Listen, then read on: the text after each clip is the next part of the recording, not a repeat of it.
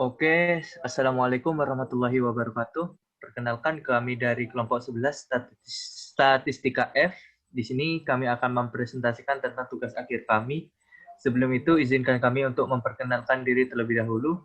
Perkenalkan, nama saya Ega Hendri Saputra dengan NIM 202410103021 dan teman saya, monggo. Perkenalkan, nama saya Dian Ain Fauzia dengan NIM 2024 10 10 30 19. Dan saya Nabila Salsabila dengan NIM 2024 10 10 30 14. Dan saya Anugrah Sekti NIM 1924 10 10 30 83. Oke, untuk tugas akhir kami di sini kami mengambil sebuah judul upaya terkait pengembangan kemampuan berbahasa representatif dalam rangka menyampaikan argumen guna mengalokasikan isu dibahas. Jadi di sini kami mengangkat sebuah tema yaitu terkait tentang kemampuan berbicara suatu mahasiswa di depan umum. Yang mana pada seperti yang kita tahu bahwasanya kemampuan berbicara mahasiswa pada saat kuliah online ini seperti saat ini bisa dibilang kurang lah. Mungkin bisa lanjut ke bawah. Nah, seperti yang sudah saya sampaikan tadi, di sini sudah tertulis di pendahuluannya bahwasanya dalam lingkup perguruan tinggi itu untuk kemampuan berbicara mahasiswa itu masih kurang sekali. Bahkan hanya ada beberapa mahasiswa lah yang istilahnya dapat berbicara ataupun menyampaikan argumen di depan umum itu secara fasih maupun lancar. Nah, maka dari itu kami mengangkat tema ini untuk membahas isu-isu tentang kemampuan berbicara di depan umum suatu mahasiswa. Dan untuk metodenya mungkin bisa dilanjutkan oleh teman saya, monggo. Baik, untuk metodenya di sini kita menggunakan metode kuantitatif. Nah, di mana untuk metode kuantitatif ini kan di dalamnya terdapat suatu metode survei, di mana itu mengumpulkan data menggunakan alat ukur. Nantinya dalam proses penelitian ini terlibat pelaksanaan kayak tindakan, mengamati, mencatat, sama merekam data. Nah, kemudian,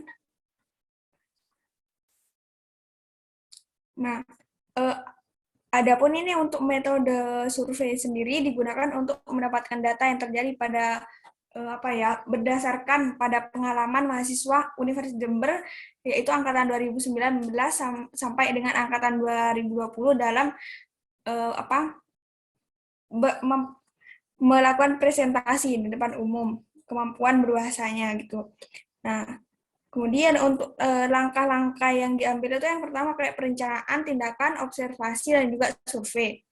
Nah, untuk penafsiran skornya di sini ada A persen sama dengan N dikali 100%, di mana untuk A persennya ini presentasi pada lembar pengamatan. Kemudian ini maksudnya dari hasil survei yang dilakukan. Kemudian ada skor yang diperoleh, kemudian untuk N-nya itu skor maksimalnya. Nah, untuk tabel presentasinya sendiri bisa dilihat ya.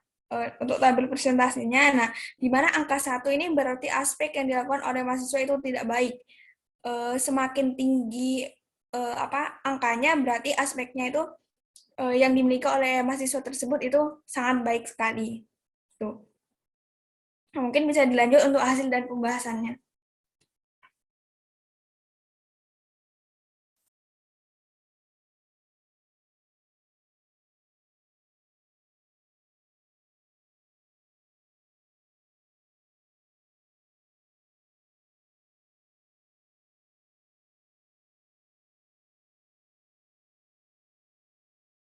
Sebentar, itu untuk mic-nya di ini. Ya, maaf. Ya, dari hasil survei yang kami dapat itu bahwa mahasiswa itu lebih mudah untuk mempresentasikan apa yang akan didapat dan beberapa langkah pembelajaran yang biasanya diaplikasikan itu seperti pada tabel berikut. Bisa ditunjukkan?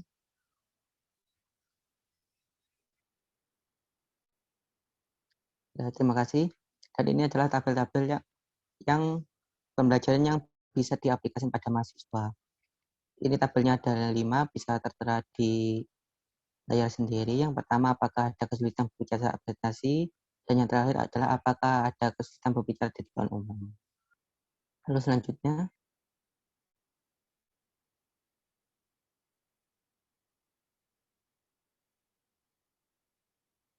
yaitu adalah hasil yang dilakukan mahasiswa, itu juga bahwa keterampilan berbicara mereka masih dalam kategori itu rendah. Isi presentasi secara umum cenderung kurang lengkap dan arti tidak menggambarkan topik pembahasan dan pengalaman yang ingin dijabarkan secara jelas.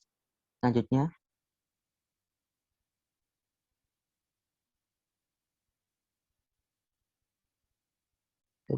nah itu tadi di atas adalah grafik dari kemampuan presentasi mahasiswa. Hasil survei yang dilakukan menunjukkan bahwa mahasiswa secara keseluruhan sangat menyukai model pembahasan dan langkah-langkah pembelajaran yang diterapkan. Mahasiswa mengakui bahwa proses pembelajaran yang dimulai dari pengenalan dan ekspresi-ekspresi atau fungsi-fungsi bahasa dalam konteks yang jelas dan kemudian diakhiri dengan suatu proses atau usaha komunikasi. Dan itulah metodenya. Lalu silakan untuk saran yang dilanjutkan oleh. Baik, saya akan ambil alih. Di sini saran yang kami dapat adalah bahwasannya pengajar yang memegang mata kuliah bahasa Indonesia, khususnya pada keterampilan berbicara, memperhatikan dan mengadopsi model pembelajaran yang berorientasi pada teks karena model ini sangat efektif dan dipakai untuk meningkatkan keterampilan mahasiswa dalam berbicara. Kesimpulan yang berdasarkan temuan yang didapat dari penelitian dan pembahasan yang dilakukan dapat ditarik simpulan-simpulan sebagai berikut. Maaf, ke bawah.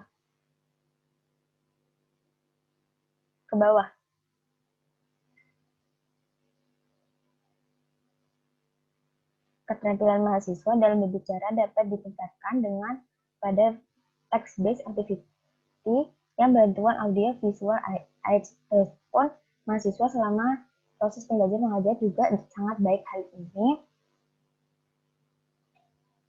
Hal ini terlihat dari antusiasmenya dan keseriusan mereka dalam pembelajaran seperti terbentuknya pada hasil jurnal penelitian. Seperti itu yang bisa kami sampaikan. Terima kasih. Mohon maaf bila ada tutur kata salah. Wassalamualaikum warahmatullahi wabarakatuh.